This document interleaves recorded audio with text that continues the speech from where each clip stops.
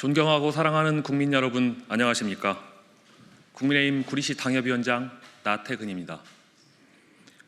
오늘 6월 16일, 우리는 표현의 자유를 지키느냐, 검열 사회로 후퇴하느냐의 역사적 기로에 서 있습니다. 바로 오늘부터 우리가 매일 사용하는 카카오톡의 새로운 운영 정책이 시행되기 때문입니다. 이 정책은 폭력적 극단주의, 테러 선전선동 등을 이유로 이용자 간 대화 내용이 신고된 경우 서비스 접근을 차단할 수 있도록 설계되었습니다.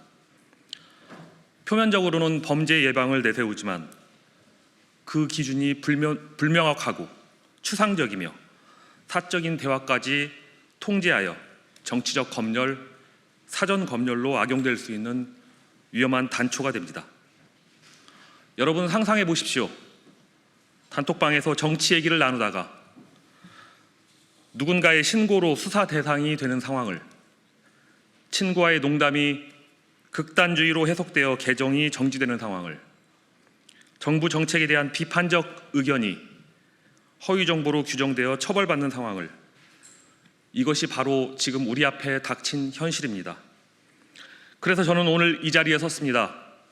대한민국의 가장 소중한 가치인 자유, 특히 표현의 자유, 사생활의 비밀과 자유라는 국민의 중요한 기본권이 심각하고도 현실적인 위험에 직면했음을 알리기 위해서입니다. 올해 초 더불어민주당 소속 전용기 의원은 카카오톡으로 허위 정보를 퍼뜨리면 내란 선전죄로 일반 국민도 처벌받을 수 있다고 발언하였습니다.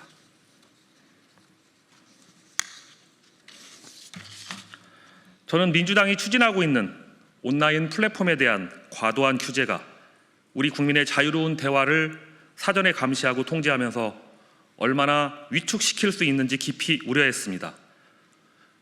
그래서 문제의 심각성을 알리고자 지난 2월 구리시 곳곳에 이재명 민주당의 카톡 검열은 인공기라는 현수막을 게시했습니다. 바로 이 사진입니다.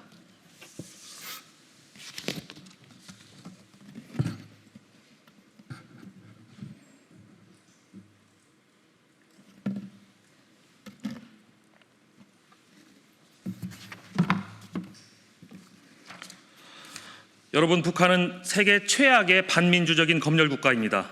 제가 인공기라는 상징을 쓴 것은 국민의 사적 대화까지 들여다보겠다는 발상이 전체주의 국가인 북한에서나 있을 법한 검열과 다를 바 없다는 강력한 경고이자 비판이었습니다.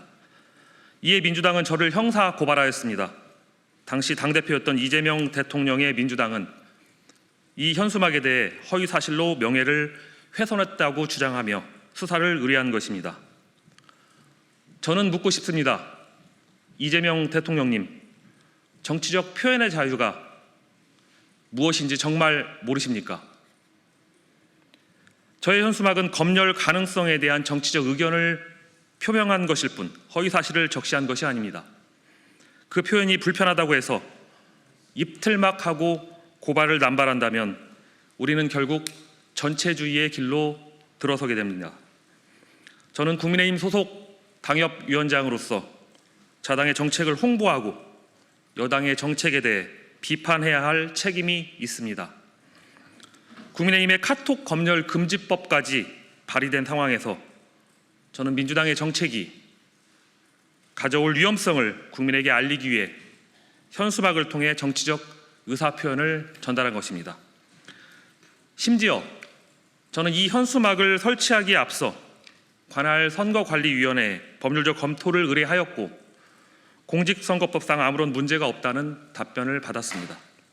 정당 활동과 선거 사무를 관장하는 관할 선관위에서 위법이 아니라고 판단한 현수막을 정당법과 공직선거법도 아닌 일반 형법으로 고발하는 것은 나에게 반기를 드는 사람은 어떻게 해서라도 반드시 처벌하고 말겠다는 강력한 정치 보복의 신호탄인 것입니다.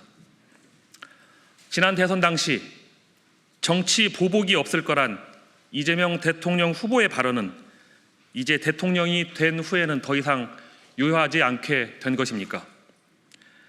민주주의 국가에서 표현의 자유, 특히 공적 존재에 대한 비판, 공적 관심사에 대한 표현의 자유는 여론 형성과 민주정치 질서를 위한 전제로서 최대한 보장되어야 한다는 것이 대법원의 확립된 판례입니다. 심지어 2021년 9월 대법원은 고영주 전 이사장의 문재인 공산주의자 사건에서도 해당 표현을 허위사실이 아닌 의견 표명으로 보아 명예훼손이 성립되지 않는다고 판시한 바 있습니다. 그렇다면 민주당의 이번 고발은 이러한 헌법적 가치를 정면으로 부정하는 명백한 정치적 탄압입니다. 저는 이런 정치 탄압과 정치 보복에 결코 물러서지 않을 것입니다. 이것이 바로 제가 이 자리에 선 이유입니다. 국민 여러분과 함께 이 부당한 고발과 정치 검열의 시대에 맞서 싸우겠습니다. 그러나 여러분, 문제는 여기서 끝나지 않습니다.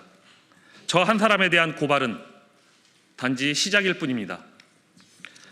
카카오톡으로 허위 정보를 퍼뜨리면 일반 시민도 내란 선전죄로 처벌받을 수 있다. 바로 오늘 6월 16일 그 발언이 현실이 되어 우리 일상에 닿았습니다. 오늘부터 카카오톡의 새로운 운영 정책이 시행됩니다. 테러, 예비 음모, 선전, 선동, 폭력적 극단주의의 콘텐츠를 금지한다는 이 정책은 기준이 지극히 불명확하고도 모호합니다. 폭력적 극단주의가 과연 누구에 의해 어떤 잣대로 판단됩니까?